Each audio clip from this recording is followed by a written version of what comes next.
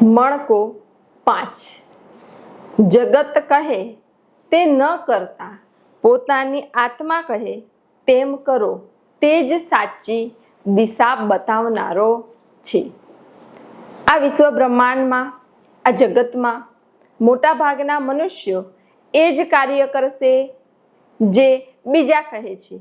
બીજા શું કહેશે, બીજા શું કહે છે, બીજાને કેવું ગમે છે, બીજાને કેવું લાગશે, બીજા મારા વિશે કેવું વિચારશે, બસ આ જ વિચાર રાખીને તે જીવન જીવતા હોય છે। કદી આત્મા શું કહે છે, આત્મા શું બોલે છે, આત્મા કઈ દિશા બતાવે છે એની તરફ જોતા જ નથી, એની તરફ દ્રષ્ટિ રાખતા જ નથી। અને આ મનનું એટલું કીધું કરે છે કે નીચે આત્માનો અવાજ સંભળાતો જ નથી, કેમ કે શરીર ભાવ એટલો છે, આત્મભાવ છે જ નહીં। એટલે આ આત્માની પુકાર, આત્માના સ્પંદનો, આત્માની ઉર્જા, આ આત્મા બોલી રહ્યો છે અંદરની અંદર, એ તમે સાંભળતા જ નથી।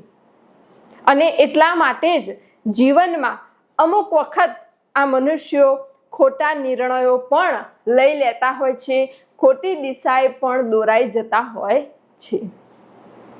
જો તમે ભીતર ઉતરશો અને આત્મા શું કહે છે એ સાંભળશો, એની વાત સાંભળશો, આત્માનું કીધું કરશો, આત્મા કહે તે માર્ગે ચાલશો ને, તો જીવનમાં તમને હંમેશા સફળતા જ મળશે।